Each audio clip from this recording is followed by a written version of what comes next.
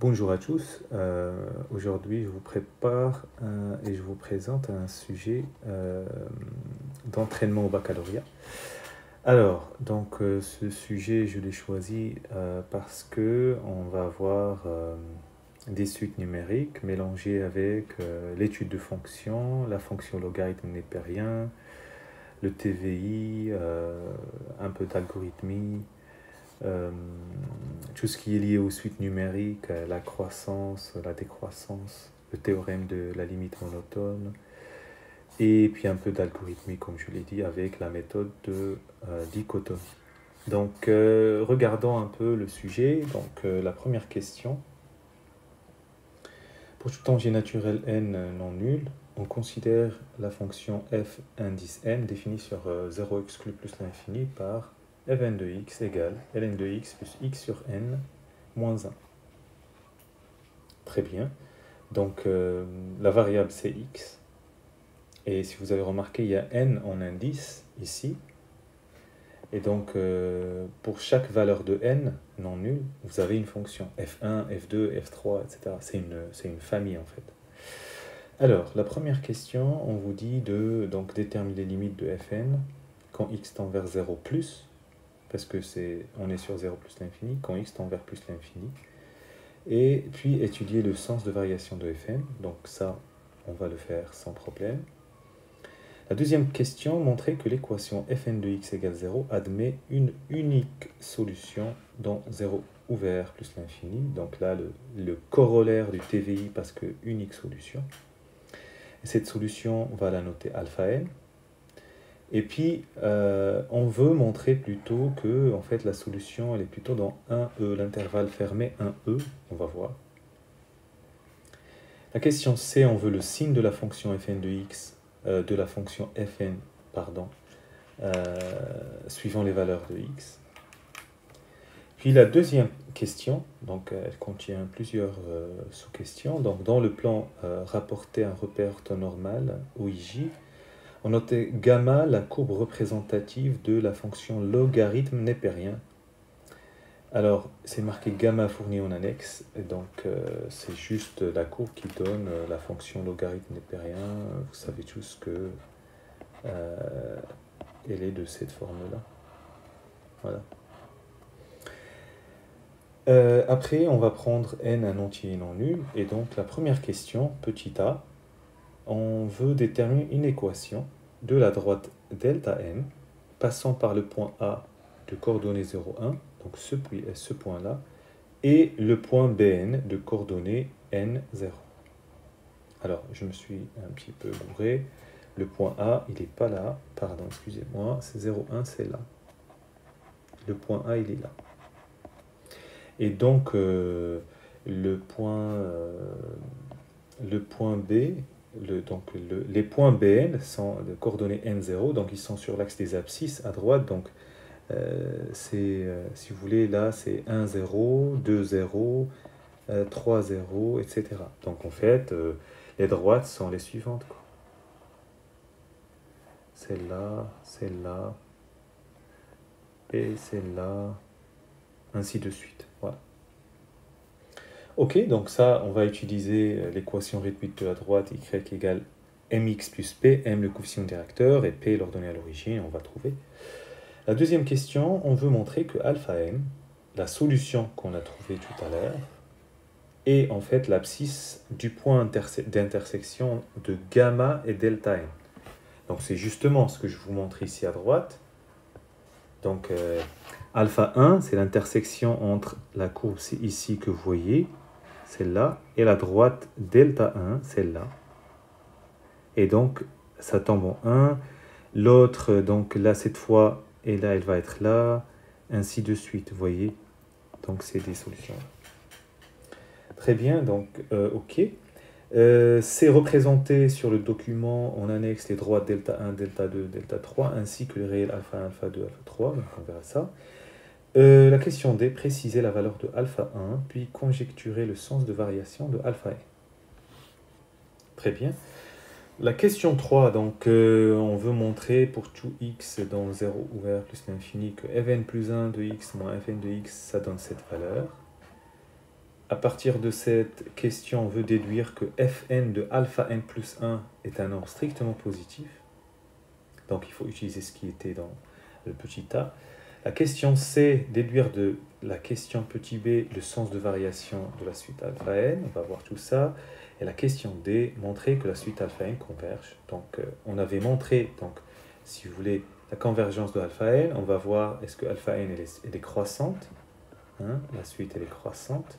Et on a vu que alpha n était dans l'intervalle, hein, vous vous souvenez, alpha n dans 1e. Donc alpha n majoré par e. Croissante majorée, donc la suite converge, d'après le théorème de la limite monotone. Donc la dernière question, la question 4, donc on va prendre n égale 2 dans cette question, et on s'intéresse à alpha 2. Première question, on veut montrer que alpha 2 c'est entre 1 et 2, et puis on considère l'algorithme qui est là, donc qui est écrit en langage naturel. C'est la méthode de dichotomie, donc on prend des variables a, b, m. A, on va au début prendre 1, b, prendre 2. Donc si vous voulez, on se met dans l'intervalle AB, avec a égale 1 et b égale 2, donc on est sur l'intervalle 1, 2. Ben oui, parce qu'on a montré que alpha 2 là-dedans, donc il faut s'intéresser à cet intervalle. Et puis donc on va faire une boucle tant que b-a, donc c'est la longueur de l'intervalle supérieur à 0,2, donc ce 0,2, c'est ce qu'on appelle la précision. Donc la méthode de dichotomie, ça va permettre de donner une valeur approchée de la solution à une équation avec une précision choisie. Donc ici, c'est 0,2, c'est la précision. D'accord? Donc tant que la longueur donc l'amplitude de l'intervalle est plus grande que 0,2, ben, qu'est-ce qu'on fait? En fait, on prend m, la valeur du centre de l'intervalle AB, donc c'est a plus b sur 2, et on calcule son image. Si son image par la fonction est donc est un nombre strictement positif, alors b devient m et a prend la valeur. Pardon, je vais doucement, je vais aller vite. Si l'image est un nombre strictement positif, donc b devient m et a ne change pas. A ne change pas. Sinon, c'est a qui change et b ne change pas. Voilà. Et donc, à la fin de l'algorithme, dès que je ne peux plus rentrer dans tant que, donc je prends les anciennes valeurs de a et b, et donc j'affiche a plus b sur 2. Bon, on vous dit, faites tourner l'algorithme, et donc remplissez le tableau, et à la fin, quelle valeur affichée, que représente la valeur affichée par cet algorithme, etc. Voilà. Bon, vous voyez que pour décortiquer le sujet, ça a pris ce temps. Alors maintenant, on va attaquer les corrections. Alors, voilà, c'est parti. Donc, on veut la limite quand x tend vers 0 plus de cette fonction. Ln de x, donc vous voyez la rédaction, il faut vraiment faire attention. Ln de x quand x tend vers 0 plus, ça vaut moins l'infini. X sur n moins 1 en 0, ça vaut 0, moins 1, ça fait moins 1. Par somme, la limite de fn de x en 0 plus, ça vaut moins l'infini. Et est-ce que ça c'est nouveau? Non. Est-ce que c'est une surprise? Ça veut dire en fait, on savait, puisque f n'est pas défini en 0, donc x égale 0, c'est une asymptote verticale. La limite quand x tend vers plus l'infini. Alors, ln de x en plus l'infini, ça vaut plus l'infini. X sur n moins 1, ça vaut plus l'infini. Donc, par somme, la limite de fn de x, ça vaut plus l'infini. Maintenant, l'étude de variation de fn. Alors, fn est dérivable sur l'intervalle ouvert 0 plus l'infini, car c'est la somme de fonctions dérivables sur 0 plus l'infini. Et donc, je vais prendre x dans 0 plus l'infini, je calcule la dérivée. Donc, je vous rappelle que fn de x, c'est cette fonction. La dérivée de ln de x, c'est 1 sur x. La dérivée de x sur n, c'est 1 sur n. Alors, si vous voulez, je peux marquer ici x sur n, c'est la même chose que 1 sur n, qui est une constante, fois x. Donc, c'est comme si c'était un ax. La dérivée de ax, c'est a. Et donc, la dérivée de x sur n, qui est 1 sur n fois x, la dérivée, c'est 1 sur n. Bon, comme on est sur 0 plus l'infini exclu en 0 et plus l'infini, donc la somme de deux nombres positifs est un nombre positif. Ça veut dire que fn est une fonction strictement croissante sur 0 ouvert plus l'infini. Alors, maintenant la question B, c'est le TVI, on veut l'unique solution de fn de x égale 0. Je vous rappelle, regardez le sujet, voilà, unique solution sur... Alors, fn est continue sur 0 plus l'infini ouvert, elle est strictement croissante sur l'intervalle, d'après le petit a. La limite en 0 plus, ça vaut moins l'infini, la limite en plus l'infini, ça fait plus l'infini, donc il y a un passage du négatif au positif. D'après le corollaire du TVI, l'équation fn de x égale 0 admet une unique solution dans 0 plus l'infini. Notons alpha n cette solution. Alors, la question qui suit, on veut montrer plutôt qu'elle est sur 1e. Donc ce qu'on va faire, c'est qu'on va calculer fn de 1, donc c'est ln de 1 plus 1 sur n moins 1. ln de 1, ça vaut 0, ça fait 1 sur n moins 1, et 1 sur n moins 1, c'est un nombre négatif. Bah, parce que 1 sur n est plus petit que 1. Pourquoi? Bah, parce que n est non nul, n dans n étoile, donc n est supérieur ou égal à 1. Vous voyez, donc 1 sur n, c'est inférieur à 1, et donc... fn de e, donc c'est ln de e plus e sur n moins 1, donc ln de e c'est 1, e sur n moins 1, je simplifie 1 avec moins 1, ça reste e sur n, c'est un nombre strictement positif. Et je sais que fn de alpha n, puisque alpha n c'est la solution, ça vaut 0. Ça veut dire que alpha n est bien entre 1 et e. Alors, si vous voulez, ce que j'ai fait ici, fn de alpha n, qui vaut 0, fn de 1, qui est un nombre négatif, donc plus petit, et fn de e, strictement positif. La fonction fn, elle est strictement croissante. Fn, strictement croissante.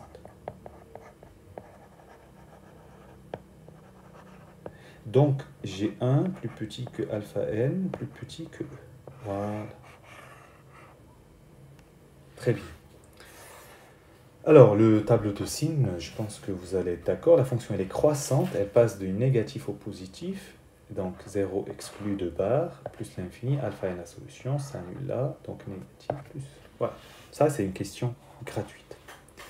Alors, la deuxième question, donc détermine l'équation de la droite delta n qui passe par le point A 0, 1 et Bn n0. Donc y c'est mx plus p, m c'est ybn moins ya, xbn moins xa. Donc je remplace ces 0 moins 1, n moins 0, ça fait moins 1 sur n. Donc question directeur, moins 1 sur n. Donc y c'est moins 1 sur n, x plus p. Il me faut p, je prends un des deux points, par exemple A. Il appartient à droite delta n, donc je remplace donc l'y qui est là, égale moins 1 sur n fois 0, plus p, donc p égale 1. Et donc l'équation de la droite delta n, c'est y égale moins 1 sur nx plus 1. Donc y égale, donc équation d'une droite, il faut toujours y égale. Maintenant la question B, montrer que alpha n est l'intersection du... l'abscisse du point intersection de gamma et delta n. Gamma, c'est l'équation, c'est la courbe de la fonction logarithme népérien. Donc un point de coordonnées x, y est dans l'intersection équivalent à l'égalité des deux équations. Là, l'équation de delta n, là, l'équation de gamma, la fonction logarithme. Alors, donc, je soustrais des deux côtés des quantités. Pour, comme vous le dites, on passe le tout d'un côté. Donc, j'ai ln de x plus, donc, j'ai fait plus 1 sur nx moins 1. Et comme a égale b, c'est b égale a, donc j'ai passé le tout d'un côté. Et à gauche, qu'est-ce que je vois? C'est fn de x. C'est égal 0. Fn de x égale 0 pour x égale alpha n. Donc alpha n est bien l'abscisse du point d'intersection entre gamma et delta n. Alors la question C, donc il faut représenter les droites. Delta n d'équation y égale moins 1 sur n x plus 1. Delta 1, c'est y égale moins x plus 1. Delta 2, c'est moins 1 demi x plus 1. Delta 3, c'est moins 1 tiers x plus 1. Bon, voilà, donc delta 1 c'est en rouge, delta 2 c'est en bleu, delta 3 c'est en vert, et là, je vais chercher alpha 1 qui est l'intersection entre la droite rouge et la courbe, c'est tombé pile poil en 1, donc alpha 1 c'est 1. Alpha 2 c'est l'intersection entre la courbe noire et la droite bleue, et donc c'est ici, vous voyez une approximation de alpha 2. Et puis alpha 3, c'est pareil pour entre la droite verte et la courbe, et on a la solution. Très bien, donc maintenant, ils veulent préciser la valeur de alpha 1, on a vu que alpha 1, ça tombait sur 1. Alors f1, je cherche fn de x, c'est ln de x plus x moins 1, et je remplace fn de 1, ça fait ln de 1 plus 1 moins 1, ln de 1 ça vaut 0, 1 moins 1 ça vaut 0, ça vaut 0. Donc alpha 1 égale 1, super. Conjecturer les variations de la suite alpha n, bah, vous voyez alpha 1 là, alpha 2, alpha 3, donc la suite alpha n semble strictement croissante. Parfait. Alors, la question 3, donc il faut, pour tout x dans 0 plus l'infini, calculer cette différence. Bon, bah, soit x dans 0 plus l'infini. Alors, fn plus 1 de x moins fn de x, je remplace. Donc, fn plus 1, voilà, moins parenthèse fn de x. Je vais enlever les parenthèses, donc je distribue le moins ln de x, moins x sur n. Moins 1, ça fait plus 1. Donc, voilà. Donc, il y a ln de x qui se simplifie avec ln de x, le moins 1 avec plus 1, il reste x sur n plus 1, moins x sur n. Je réduis au même dénominateur, je multiplie par n la première, je soustrais donc n plus 1 fois la deuxième, sur n fois n plus 1. Je distribue le moins nx, et puis moins x, et donc je simplifie nx avec moins nx, et donc j'obtiens ce qu'ils demandent, et voilà. La deuxième question, ils disent que montrer que fn de alpha n plus 1 est strictement positif. Bon, alpha n plus 1 est dans 0 plus l'infini. D'après ce qu'on vient de montrer, je remplace x par alpha n plus 1. Donc fn plus 1 de alpha n plus 1 moins fn de alpha n plus 1 égale moins alpha n plus 1 sur n fois n plus 1. Vous êtes tous d'accord que fn plus 1 de alpha n plus 1 est égal à 0. Ah oui. Et donc, je remplace ça par 0, et donc il reste moins fn de alpha n plus 1 égale à moins alpha n plus 1 sur n fois n plus 1, et donc je multiplie par moins des deux côtés, j'obtiens fn de alpha n plus 1 égale à alpha n plus 1 sur n fois n plus 1, et ça c'est un nombre strictement positif, parce que n appartient, n est supérieur ou égal à 1, et alpha n plus 1, c'est dans l'intervalle 1e. Ok? Très bien. Donc, la question C, déduire de la question précédente que le sens de variation de alpha n. Alors, c'est un peu bizarre, cette question, mais je pense qu'il faut l'avoir vue une fois, parce que sinon, j'avoue que ça prendra un temps pour le candidat pour le voir. Alors, regardez comment je vais faire. Fn de alpha n, c'est égal à 0.